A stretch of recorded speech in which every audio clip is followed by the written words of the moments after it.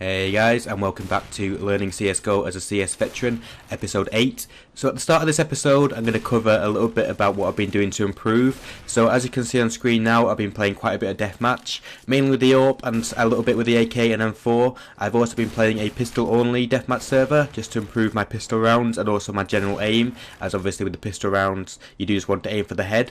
So I've actually been playing quite a lot in the last week or so. I've been putting a lot of hours into the game and improving my general skill level by quite a significant amount. Obviously, in any game, the best way to improve is to just practice, put a lot of hours into the game. I think you have to be consistent in terms of finding what you like and not changing it. So that means your sensitivity, your settings, and you're sticking with it. But it's really been coming together for me in the last few days, and I feel like my individual skill is the highest it's been on CSGO, and it's getting back to the level of 1.6.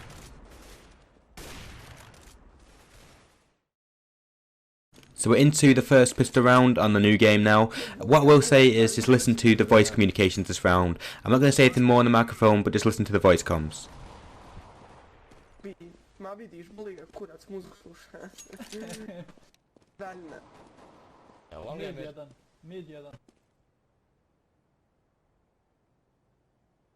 Short. Kako mi skočio dole, bre? Brat si skočio, nisam ni stigao ni da ti kažem, samo si zaletao, izvini. Opušteno baš, šta ti? Gledao u dugo, ba. It's B, B,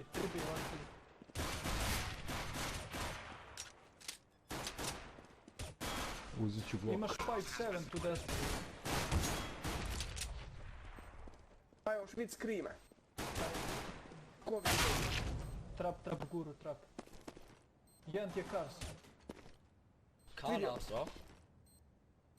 He was car, right? Kars. Deda scream isto. Da. Da je pravi skrim, ja pokušavam. So as you can hear, they are all Serbian and speaking in Serbian. So I couldn't understand the call, so I heard them say A and short, so I started rotating from B to A, and they ended up rushing into B when I'd rotated, which wasn't ideal for me. But rather than complain, at the end of the round I just said, well, play a good round, because we won obviously, and then asked them if they wouldn't mind speaking or calling some calls in English as well. They just said, yeah, no problem, and started calling in English after that. We actually became, not friends, but we got on with each other fine during this game. I think a lot of people's reaction would be to rage and tell them to shut up and mute them maybe. So instead of doing that, just ask them nicely if they can speak a bit in English. If they say no, it's fine.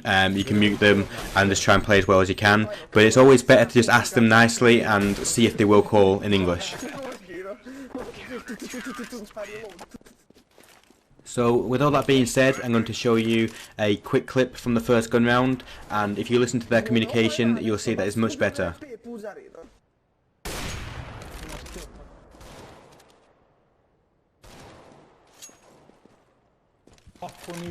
9 HP long. Short, one Xbox. One long. He's down. Yeah, long zone. So as you can hear, the calling is a lot better. They would let me know exactly where the enemy were, saying one Xbox. I had a good idea what was going on. We did lose the round, so what you can see now is the eco round that followed. But the most important thing, or most important bit of advice I can give you for solo matchmaking, is to just call what you see and call what you hear. Even though you might think it's not making much difference, if your enemy knows, or so your teammate knows where the enemy is, they're going to get much easier kills. They're not going to run out and give stupid deaths away, because the most frustrating thing is dying to someone who has killed your teammate and your teammate didn't call where he was. It's so easily avoidable, and if you make that one small change, it might mean that you win a matchmaking game rather than lose. Some quick commentary on what's going on now is a 2v1 situation in our favour. Neither of has armour, and my teammate only has 2 HP and an open spawn, and he does smoke off, so I know if he does plant, he's probably going to go along with the AWP and we'll have a good chance to kill us both. So I make a play through the smoke and manage to get him in the back, and we win the eco round. So it's actually a really fun game so far. The score is 6-3 in their favour. I'll pull up the scoreboard now, and you can see we have a couple of people on our team who aren't playing very well frag wise. but they were actually talking the most on the mic and were calling the best on the mic. But even still, a couple of people on my team were abusing them a little bit. I don't know if they were friends or not, they might have been, so it might have just been in jest. But it's vital that if you do have someone underperforming on your team, don't call them out on it, don't be a dickhead about it, because that's going to make them play worse, and in the long run it will mean that you have less chance of winning that game. So this is another eco round for us.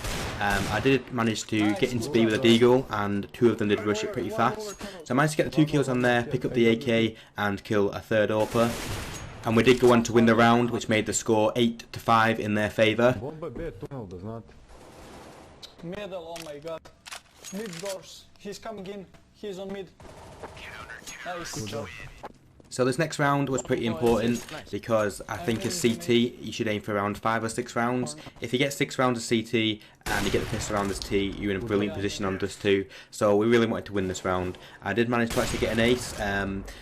Again, it was a lot of thanks to my teammates' communications. I can guarantee if my teammates were still speaking in Russian and I had no idea what was going on, I wouldn't be able to get this ace. So another example of how important it is to just remain clear and concise with communications and not rage. Probably short, yeah.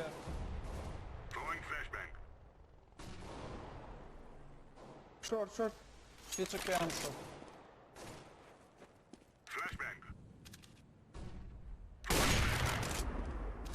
Long guys, long. Long door. Good Oh, job, they man. are long. Oh, low, half HP on long. Fuck this game. I go change my crosshair. Daj ovu tvoj nek. Ja, rezoluciju, da. Last was long.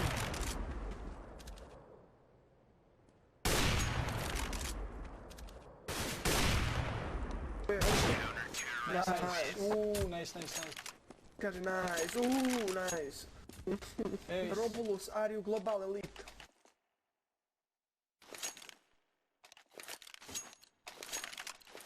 We can see that. You are so fun, man. Thanks for free boosting.